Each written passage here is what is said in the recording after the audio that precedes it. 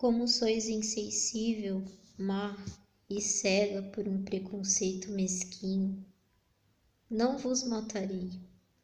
Quero que vivais para o meu amor. E Valéria ergueu-se bruscamente, e o colchete do manto soltou-se, e com um gesto violento a capa rolou por terra. A donzela, porém, não o percebeu, e com os olhos despindo chispas, ergueu a mão. Maldição sobre vós e vossos empreendimentos, homem sem piedade, gritou com voz entrecortada. E voltando-se atirou-se pela leia que conduzia à saída. Mas apenas deram alguns passos e as forças a abandonaram.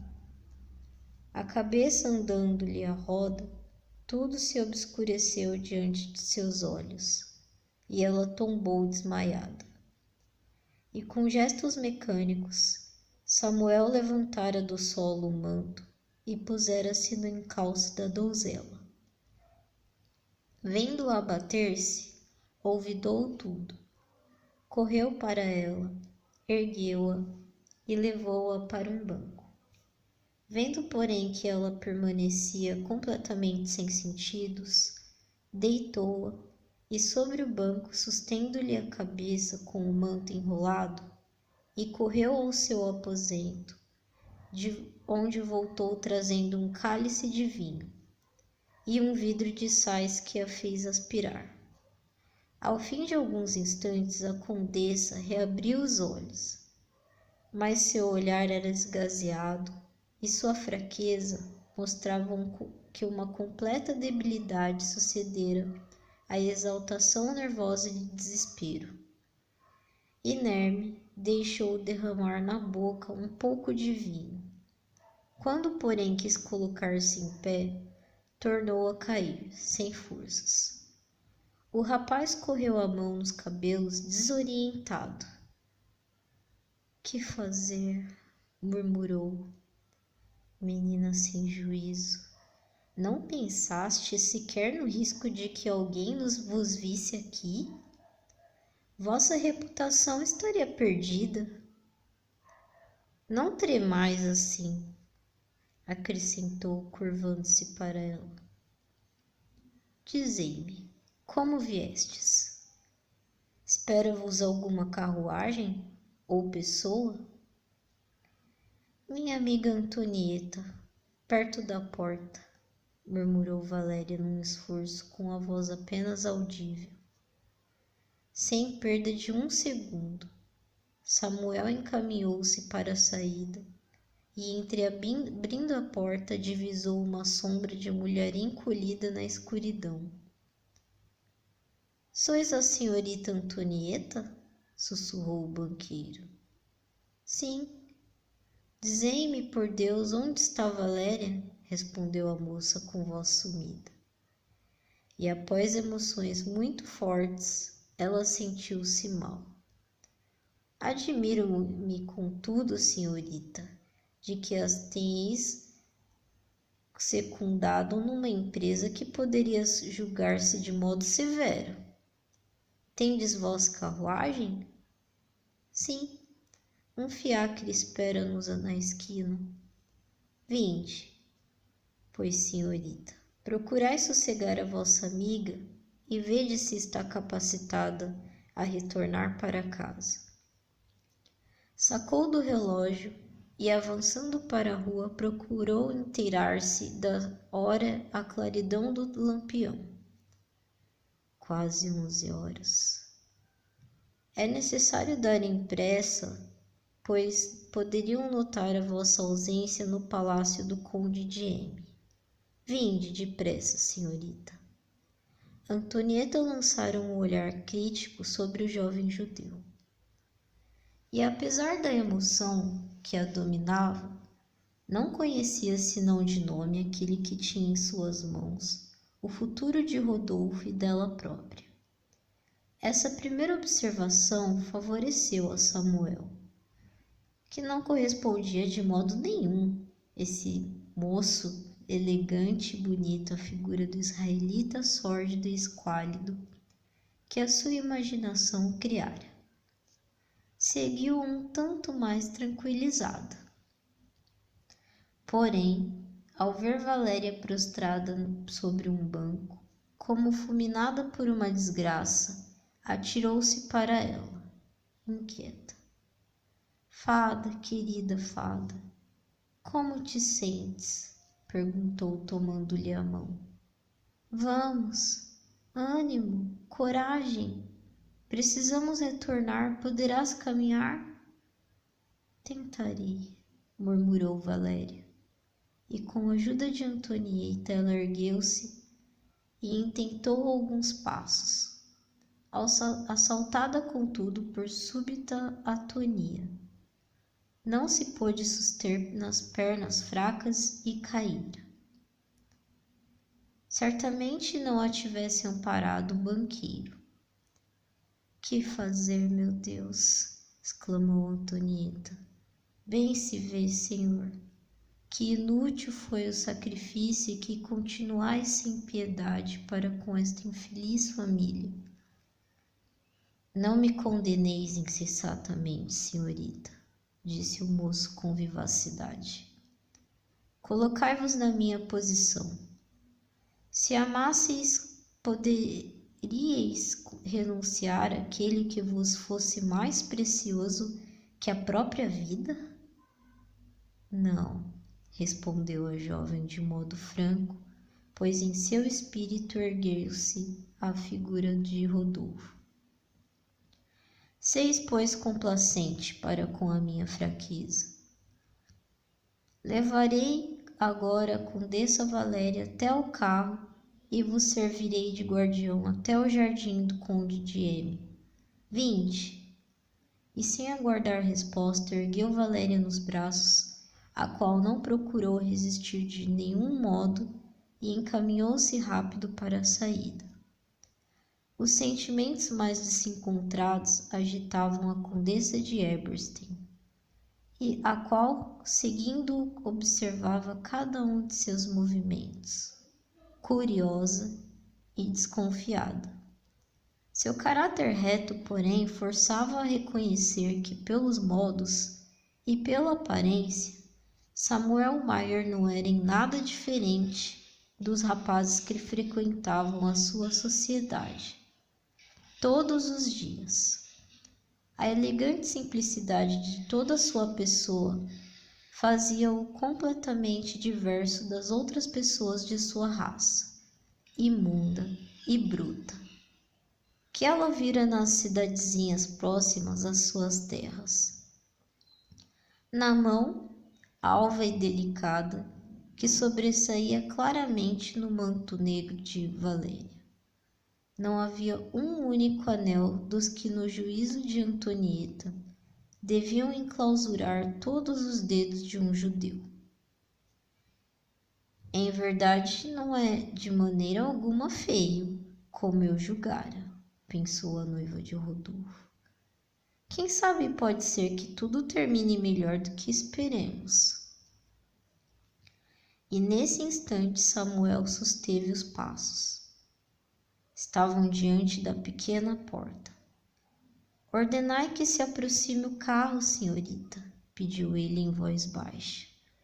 E quando a carruagem se aproximou, ele colocou nela Valéria, que permanecia de olhos fechados e parecia inconsciente de tudo. Auxiliou Antonieta a subir e então, sentando-se no banco fronteiro, fechou a portinhola do carro. É preciso que eu vá ajudar-vos a transportá-la pelo jardim. Não teríeis forças para tanto, esclareceu como que se desculpando. Alguns instantes depois o carro chegou à entrada do jardim do palácio de Conde de M. Descendo primeiro Antonieta, deu uma moeda de ouro ao cocheiro e, abrindo a portinhola, espraiou um olhar para dentro do jardim, e tudo parecia quieto e vazio. Depressa, descei com ela, sussurrou a jovem de Eberstein, e guiou Samuel, que retornara a seu valioso fardo. até um caramanchão perto da saída e no qual havia um banco. Graças a Deus, estamos em casa, exclamou Antonieta. Persignando-se, recebei, Senhor, os meus agradecimentos e abandonai o mais rápido possível este jardim. E do peito de Samuel escapou-se um largo suspiro. Sem responder, porém, voltou-se e caminhou para a saída. E no instante de transpor a porta, parou. Dizei, senhorita, a condessa Valéria, que parece por demais aflita, e a resolução que tomo de lhe conceder 8 dias de prazo para meditar e resolver de modo definitivo, mostrai-lhe, ainda que ela labore em erro, persistindo em um preconceito indigno de nosso século, repelindo um homem que a ama com todas as forças de sua alma. 3. O padre Martinho de Rotem. Após fechar-se por detrás dele a portinhola, Samuel viu-se em plena rua, sem sobretudo e sem chapéu. O carro já se fora, e aturdido como estava por tudo quanto ocorrera naquela noite, tais circunstâncias não lhe causaram nenhuma impressão. Sem pensar que seu traje seria motivo de estranheza, encetou a largos passos o caminho para sua residência. Não a reflexão, mas a necessidade de achar-se só, inspirou-lhe a ideia de afastar-se da rua principal, cheia ainda de movimento e ruído, e caminhar por veredas pouco procuradas e silenciosas e desertas àquela hora. Próximo já se achava de sua casa, quando esbarrou sem o querer, à esquina da rua, num homem que caminhava sem pressa, as mãos cruzadas atrás das costas, e do qual Samuel queria passar à frente. E tão violento foi o choque, que o chapéu do desconhecido caiu, pondo à mostra a cabeça tonsurada de um padre. Perdoai-me, reverendo, desculpou-se Samuel, tomando o chapéu e apresentando-o ao padre, que se mostrava muito indignado. Quase no mesmo instante, porém, este emitiu uma exclamação de surpresa. — Oh, sois vós, Sr. Mayer, disse o sacerdote. Gostai, pelo que vejo, de passear à noite. E sem chapéu? Ainda mais... é um pouco displicente para um negocista importante e tão severo. Isto lhe digo porque acabo de vir da casa de um homem aflitíssimo por vossa causa, o conde de M. Conheceis então os negócios que se tratam no momento entre mim e o conde de M? Indagou Samuel surpreso. E o padre Rotem, assaz popular em peste, pregador e membro de todas as sociedades de caridade, era conhecido pelo banqueiro, que não sabia ter ele relações com a família de M. Sou o confessor do conde e de sua família, esclareceu o padre. E não tendo embora direito algum no caso, lembrarei, Sr. Mayer, que a vossa religião, assim como a nossa, proíbe de ser desapiedado com o próximo. O que exiges além do mais é impossível de se realizar. E leve rubor coloriu as faces do israelita.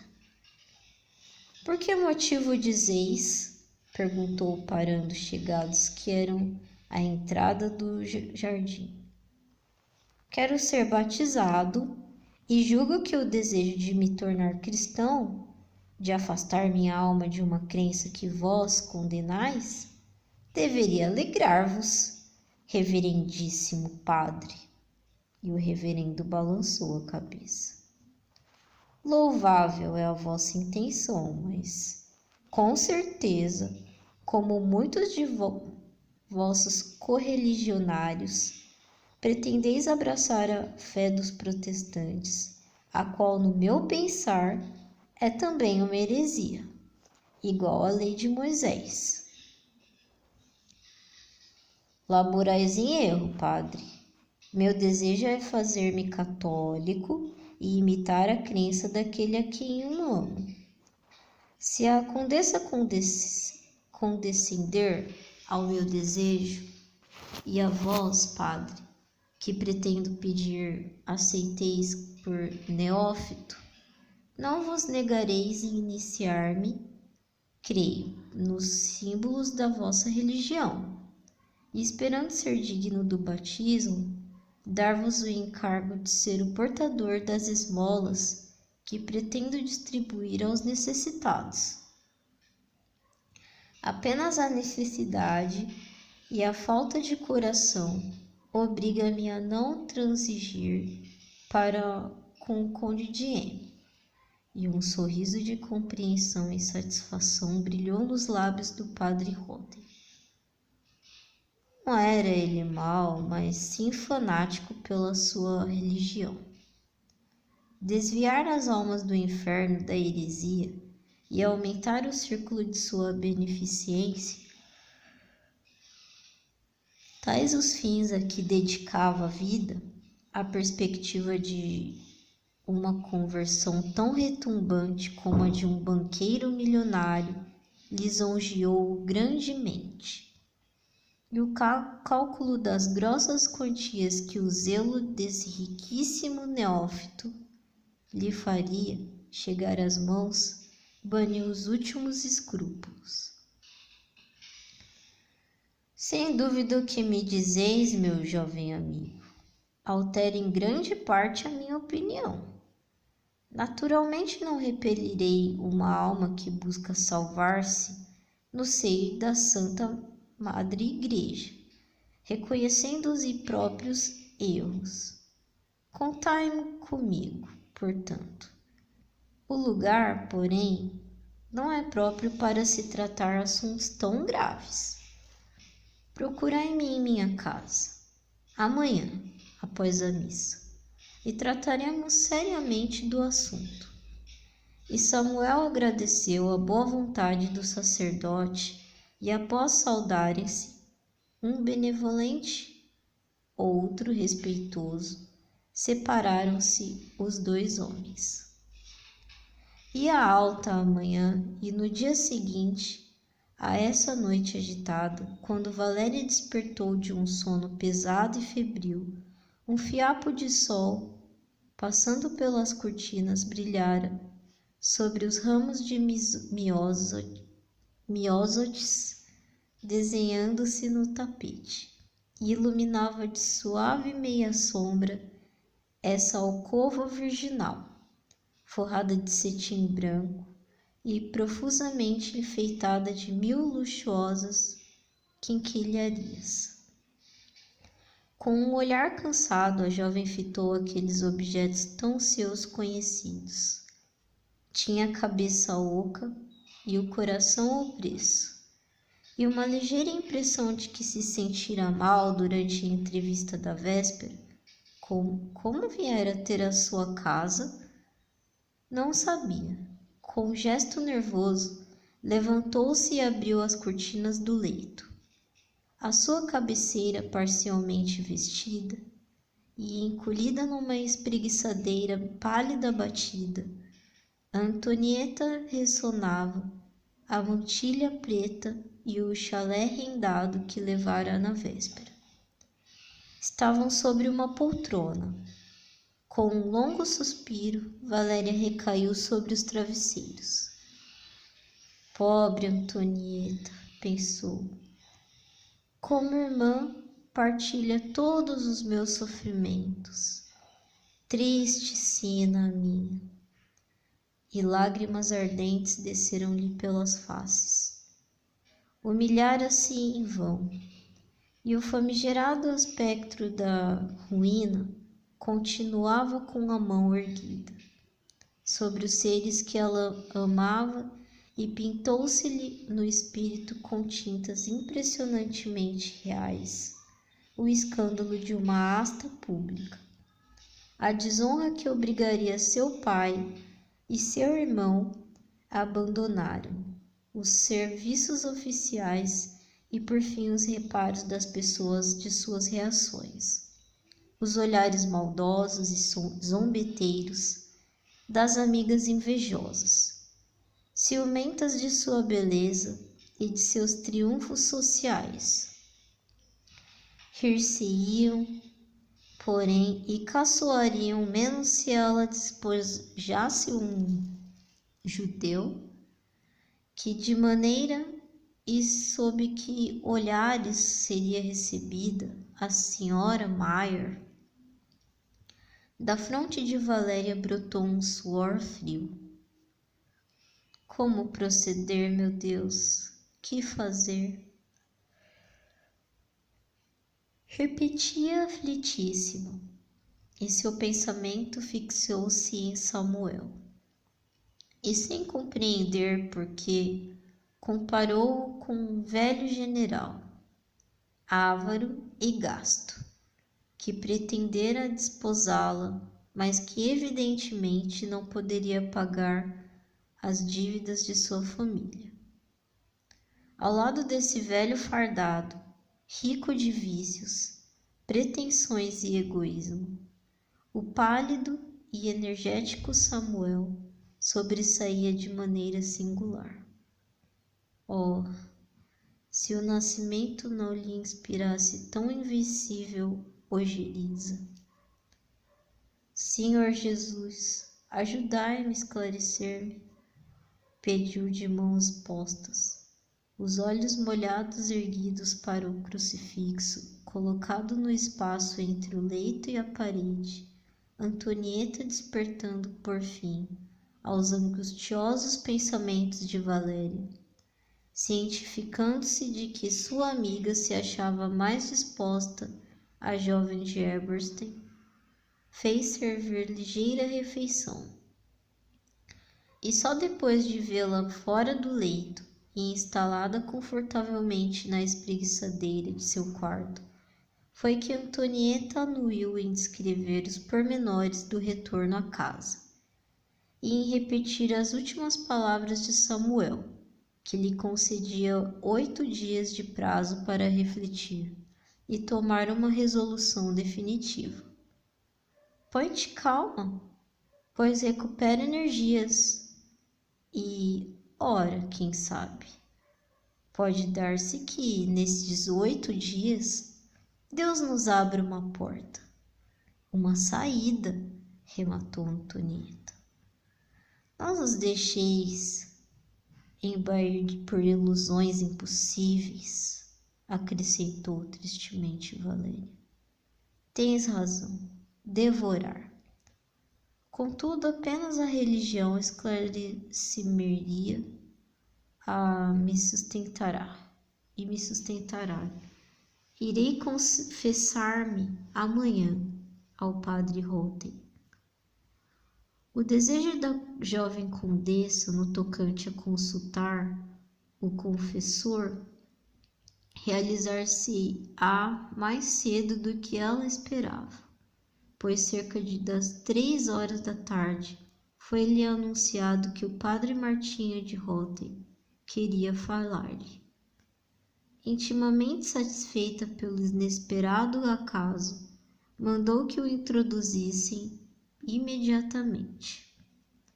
Valéria ignorava que o diretor espiritual já estava ganho para a causa do desprezado Samuel.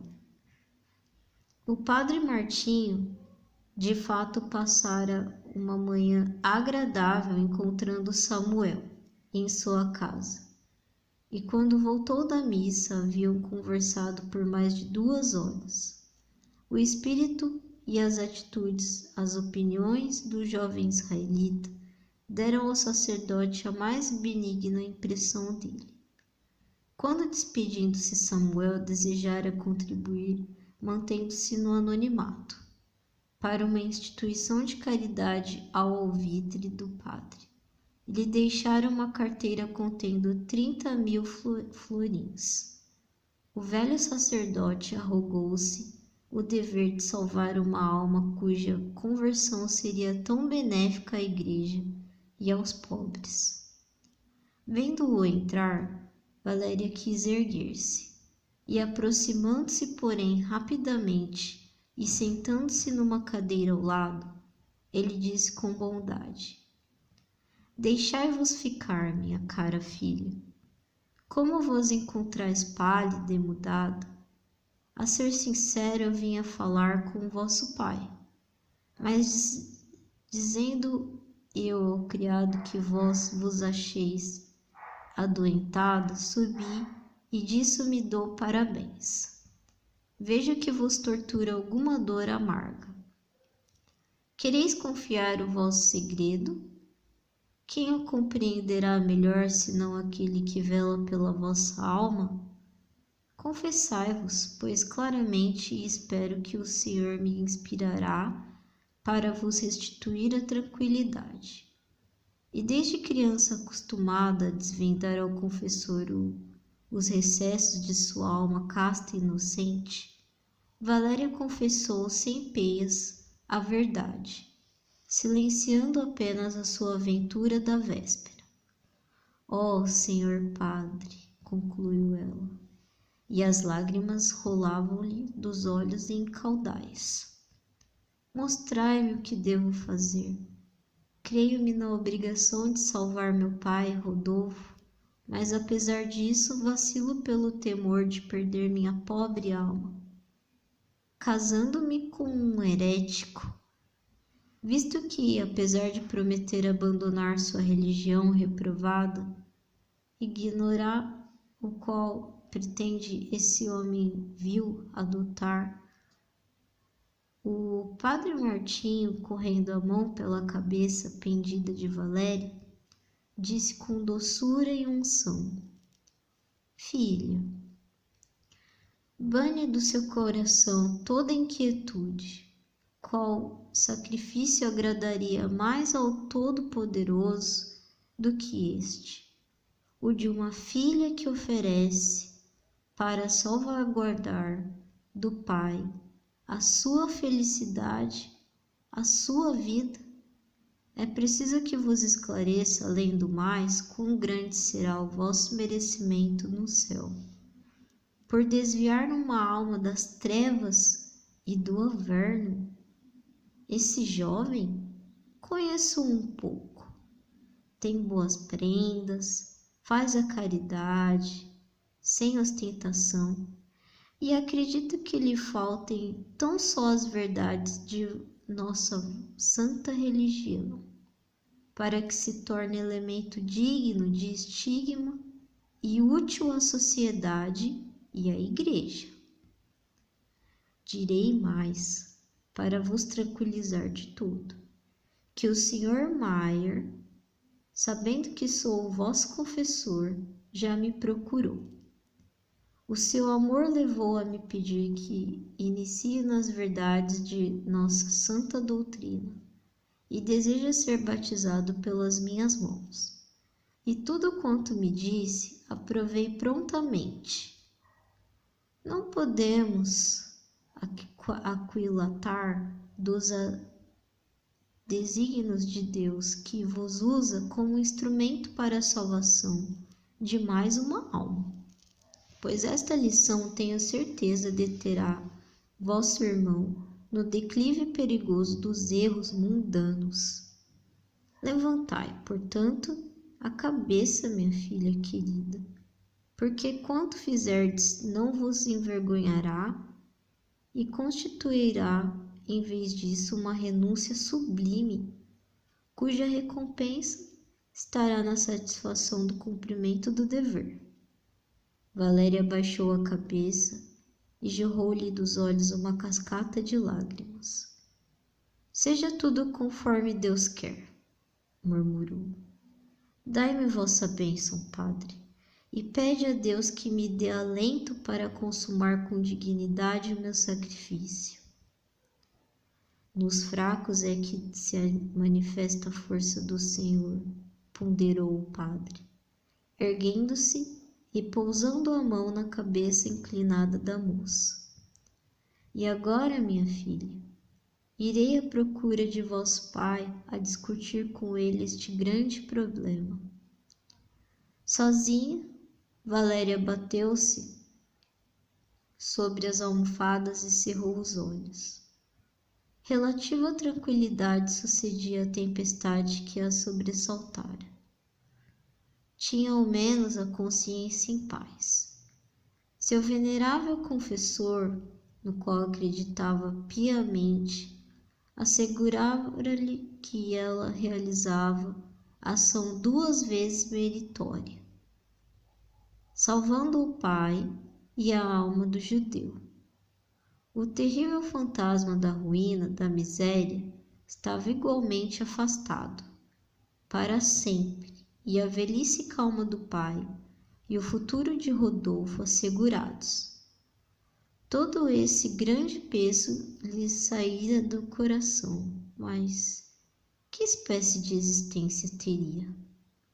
Qual a sua situação frente a esse noivo e a esse esposo, no qual não pensara até então senão com injuriosa repulsa? E nova luta acendia-se em seu coração. Estranha e inexplicável, o sacrifício parecia-lhe excessivo às suas forças. E contudo não o teria cedido, por preço algum, a outrem. E em sua lembrança desfilava a entrevista da véspera. E ao mesmo tempo que a humilhação sofrida pela recusa a enchia de ira e desgosto, invencível simpatia a atraía para esse homem belo, de olhar ardente, cuja paixão tenaz a encantava. Antonieta, chegando, interrompeu tão estranho combate interior, e as 2 moças atiraram-se nos braços uma da outra. Tudo é findo, murmurou Valéria, em pranto. O bom padre Martim inteirou-me do meu dever. O casamento é assunto liquidado. Se isto é certo, vou confessar-te algo que tenho escondido, temerosa de que o egoísmo influenciasse tua decisão final. Compreendes bem que a salvação de Rodolfo garante também a minha felicidade. Em sua angústia, não pôde ele conter sua declaração de amor por mim. Adivinhaste com certeza desde há muito os meus próprios sentimentos a seu respeito. Somos noivos. E ligeiro rubor coloriu as faces pálidas de Valéria. Oh, ai, aí está uma alegria inesperada que nasce do meu sacrifício e que lhe diminui o fel. O sossego de meu pai, a tua ventura de Rodolfo, não valem a destruição da minha vida? E no rosto expressível da jovem Eberstein transparecia penosa emoção. Cara Valéria, por que rejeitas a possibilidade de um futuro venturoso? Por que haveria Samuel, tornado cristão e teu marido, de fazer totalmente a tua infelicidade? Que pensas, pois, viver na intimidade desse ser que me causa asco, suportar sua ternura, seus beijos e ser feliz? E a estas palavras, Valéria cobriu o rosto estremecendo, e Antonieta balançou a cabeça desaprovando. Exageras, fada. Aumentas por conta própria o teu fardo. Vi ontem o Sr. Mayer e convenci-me de que errônea era a ideia de que a dele fazia. É um belo rapaz que não revela nos traços o tipo asqueroso de sua raça. Seus modos são perfeitos, sua linguagem polida, e com o batismo deixa de ser judeu e torna-se um homem semelhante a todos os demais. Estas observações de Antonieta acabaram por trazer a calma e a Valéria, e após o jantar servido às jovens no aposento desta última vez, a alegre resolução desalojara o desespero anterior. Ruídos de passos seguidos dos tinidos de esporas sobressaltara Valéria e a conversação foi interrompida.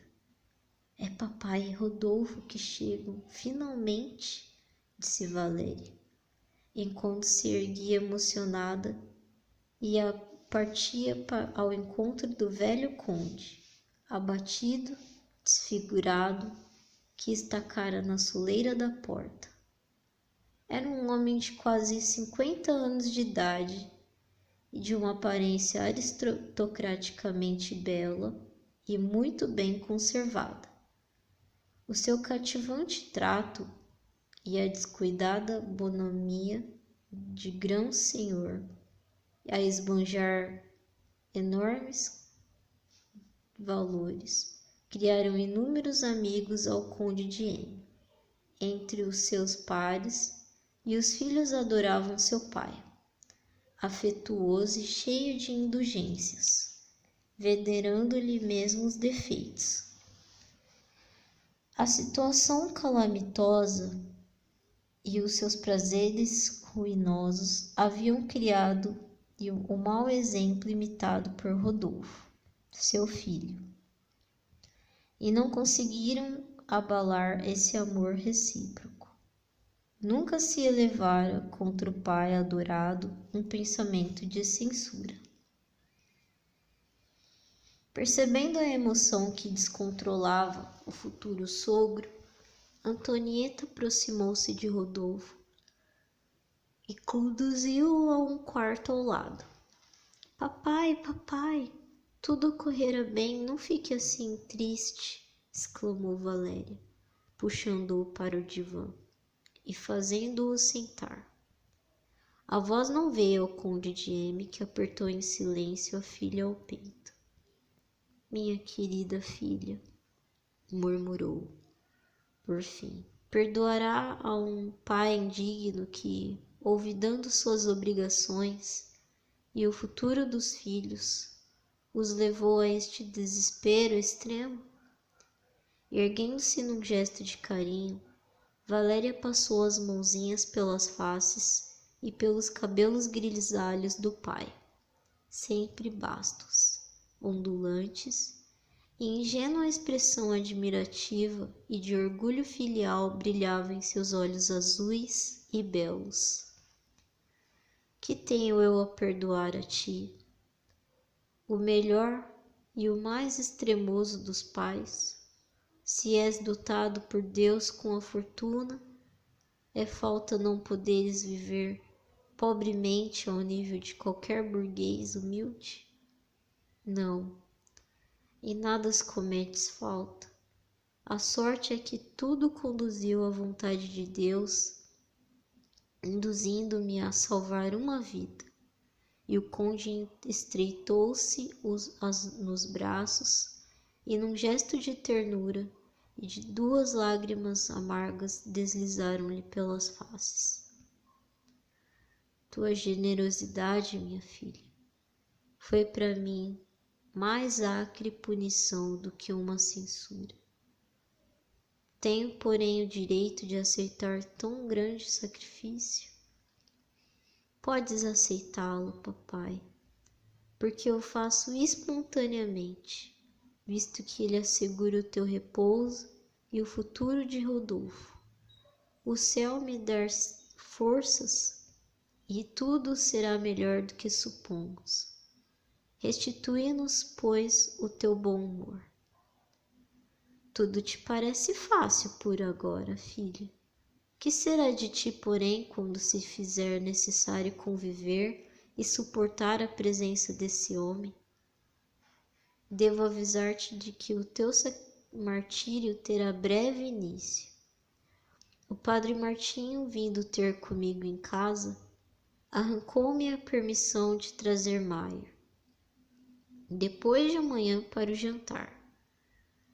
Isso será introito aos esposais, que só será efetuados depois do batismo, que, segundo me disse o padre Martinho, se poderá realizar em 4 a 5 meses. Saberei ser energética, meu pai. É preferível, além do mais, fazer com presteza o que não se pode evitar. E a febril agitação que a dominava tão facilmente começou a brilhar em seus olhos.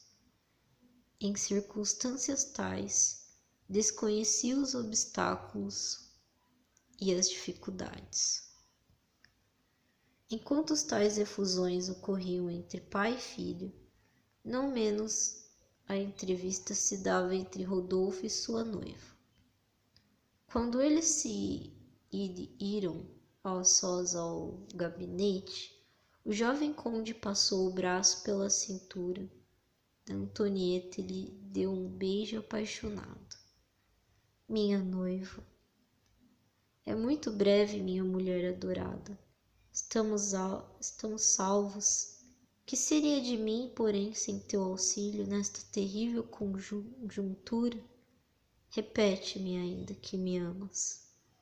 E prontamente Antonieta apoiou-se a cabeça no peito de Rodolfo e de repente, contudo, afastou a fronte, com os olhos brilhantes. Rodolfo, amo-te 1000 vezes mais que a própria vida. Antes, porém, de pôr para todo o sempre a minha mão na tua, deves fazer uma promessa. Queres fazê-la? Sim, naturalmente. Não tens o direito de exigir-me tudo? Pela tua honra e pelo nosso amor, jura-me, então, que jamais coitarás a pegar uma carta de jogo, nem te chegarás perto de pano verde sobre o qual fizestes desabar. Ao acaso, a nossa fortuna, nossa felicidade, a nossa vida e o tremendo sacrifício que nossa infeliz Valéria a dispõe a consumar, pelas faltas de ontem, não dar-se-ão a nosso nome, não deve mais estar dependente de uma aventura de jogo. Não poderia viver temendo sempre um abismo sob os teus pés, para engolir-te. Risquemos e esquecemos o passado, porém.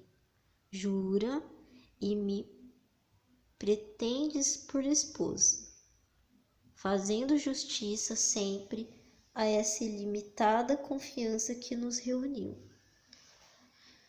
Não assinares jamais uma letra de câmbio sem minha anuência, e assim, em paz e felicidade, iniciaremos vida nova. Bastante força e amor sinto em mim para te fazer estimar uma ida regrada, livre desses prazeres viciosos e daninhos. Corado até a raiz dos cabelos e surpreendido, Rodolfo ouviu até o fim. Magoara-se de início, contudo, o tom de convicção e estima e a profunda que brilhava nos olhos molhados de Antonieta. Rogaram seu objetivo e disse-lhe a consciência, mesmo que a noiva estava, e com razão, que uma vida pacata e ordenada era de preferir-se ao inferno daqueles dias. O amor e o remorso, quanto a Valéria, encarregavam-se do resto. E o espírito tentador fez surgir, ainda uma última vez na mente do jovem oficial, as emoções embriagadoras da sala de jogo. as faláceis alegrias que devia abandonar, e um esforço de vontade desvaneceu esse quadro tentador. Seu olhar, guiado por generosa designou-se, abismou-se no olhar da jovem, que acompanhara ansiosa as lutações de sua fisionomia. Antonieta, minha bem-amada, disse, erguendo a mão, em gesto solene, juro, por minha honra e pelo nosso amor, que nunca mais pegarei numa carta de julgo, que não te esconderei jamais qualquer dos meus atos, como fiz na hora de angústia e humilhação que nos reuniu. Os nossos interesses serão comuns, e fácil me será, com teu amor, começar uma vida diferente ao teu lado. E ainda por quanto vacilasse, a recordação deste momento e o nome de Valéria seriam suficientes para me conduzir ao caminho da razão.